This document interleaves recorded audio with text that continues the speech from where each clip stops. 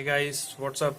सो start करते हैं आज 12th की ट्रिगो। ओके, इसमें जहाँ पे मैंने लीव करा था मैंने बता दिया था आपको sine cos tan cot sec secant और कोसीकेंट के डोमेन और रेंजेस। ठीक है, फंक्शन के बारे में भी हमने डिस्कशन करी थी। तो आज हम थोड़ा सा पढ़ेंगे कि इनवर्स में एक्चुअली होता क्या है। ठीक है सपोज एक फंक्शन लेते हैं y equal to sine x. ठीक है, y equal to sine x, तो x की वैल्यू क्या आएगी? x can be written as sine inverse y। ठीक है, साइन इनवर्स y। तो इसमें मतलब अगर मैं इसको कैलकुलेशन वगैरह के टर्म्स में या प्रॉब्लम सॉल्विंग के टर्म्स में देखूं तो जैसे मान लीजिए x की वैल्यू कुछ पुट करूं मैं, अगर x की वैल्यू सपोज 0 है तो y की वैल्यू क्या आएगी? x की वैल्यू 0 पे y की वैल्यू अब क्या आएगी? 0।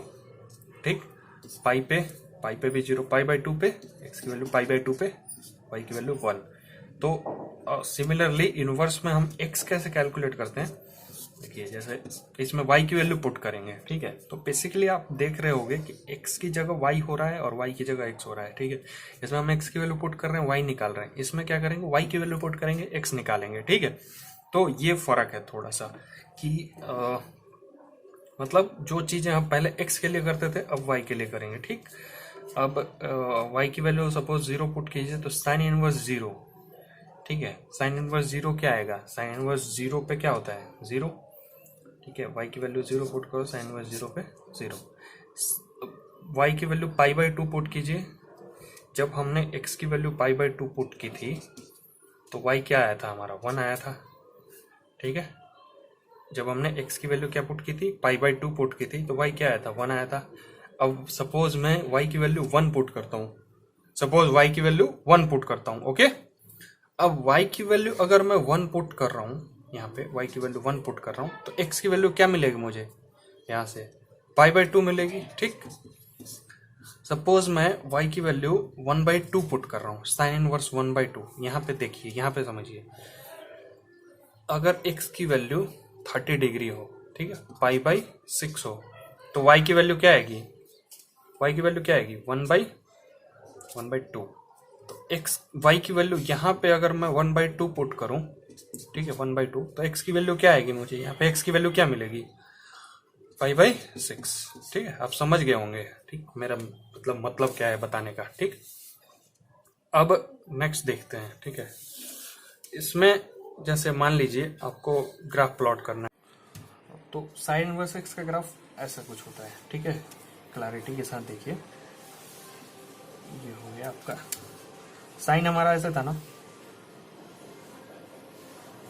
2 पाई तक ही रखते हैं। ठीक है, 2 पाई तक ही रखते हैं, ये 0 पाई, ये 2 पाई। ठीक, ये माइनस पाई। ठीक, अब इसको मैंने बोला था कि उल्टा बस बनाना है और कुछ नहीं करना। ठीक है, ये देखिए,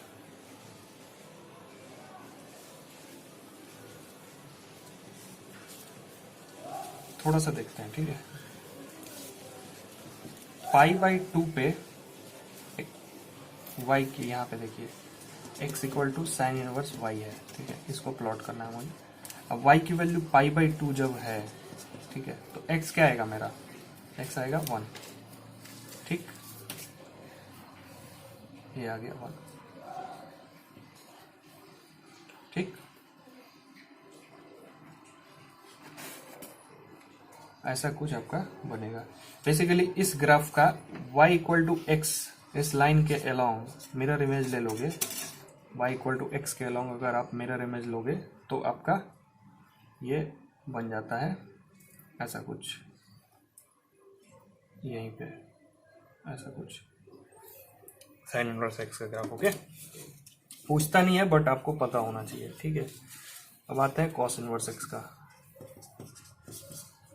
कॉस इनवर्स एक्स के लिए पहले आपको कॉस एक्स पता होना चाहिए। ठीक है, कॉस एक्स का ग्राफ ऐसा कुछ होता है, 0 पे 1। ठीक है, 0 पे 1, यहाँ पे आया, यहाँ पे कितना होता है? कॉस की वैल्यू यहाँ पे कितनी होगी? पाई बाई टू, यहाँ पे होगी पाई, ओके, यहाँ पे 3 पाई बाई टू, ठीक, यहाँ पे माइनस पाई, ठीक है। अब इसका मिरर इमेज ले लेंगे y इक्वल टू एक्स के अलोंग, ठीक है, y इक्वल टू एक्स के अलोंग इसका मिरर इमेज ले लेंगे, ठीक है। तो जो ऐसा यहाँ बना है सेम ऐसा यहाँ बन जाएगा, ठीक है, ऐसा कुछ। देखिए यहाँ पे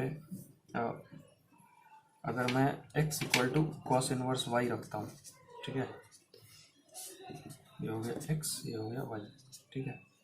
तो y की वैल्यू 0 अगर रहेगी, y की वैल्यू 0 है तो x कितना आएगा, y की वैल्यू 0 है तो x की वैल्यू आएगी 0, कॉस इनवर्स 0 क्या आएगा 1, ठीक है, y की वैल्यू 0 पे कॉस इनवर्स 0 1, ठीक है, ऐसा कुछ, ठीक है।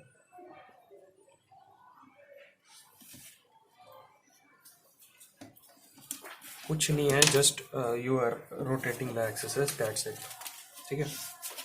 अब आते हैं अपने अगले ट्रिग्नोमेट्रिक फंक्शन पे, ओके। अगला ट्रिग्नोमेट्रिक फंक्शन है अपना हाँ, तो हमने साइन कॉस का अभी डोमेन रेंज नहीं देखा ना, साइन इनवर्स एक्स का।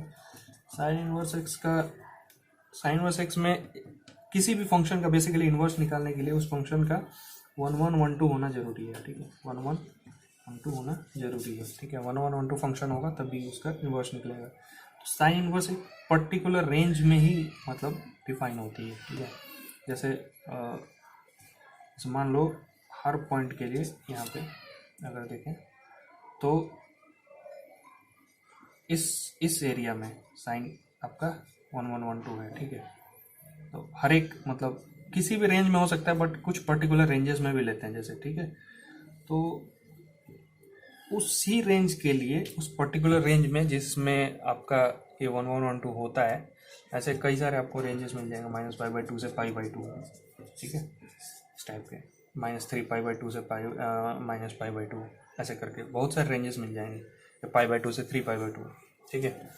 तो इन पर्टिकुलर रेंजेस में ही 1 1 1 2 होगा, और उसी रेंजेस में हम इसको डिफाइन करेंगे, इसका डोमेन रेंज, ठीक है।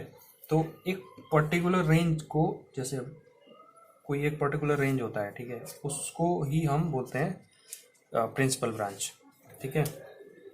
तो साइन का बेसिकली डोमेन होता है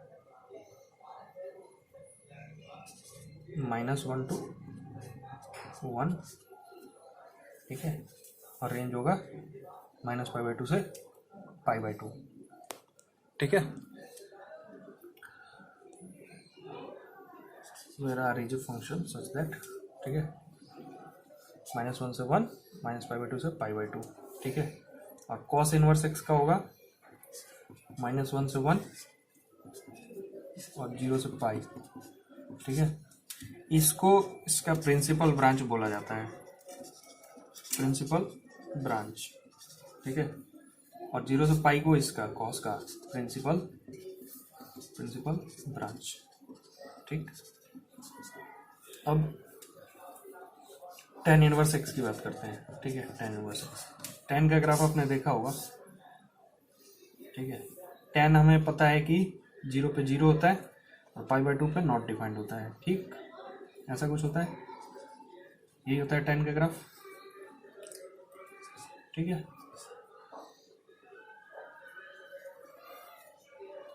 0 पे फिर पाई पे 0 होगा, है ना, ठीक है। ये हो गया आपका -π/2, ये हो गया +π/2, ठीक। अब इसको रोटेट कर दो, ये आपका x एक्सिस, ये y एक्सिस, अगर मैं रोटेट करूं तो ये कुछ ऐसा दिखेगा आपको,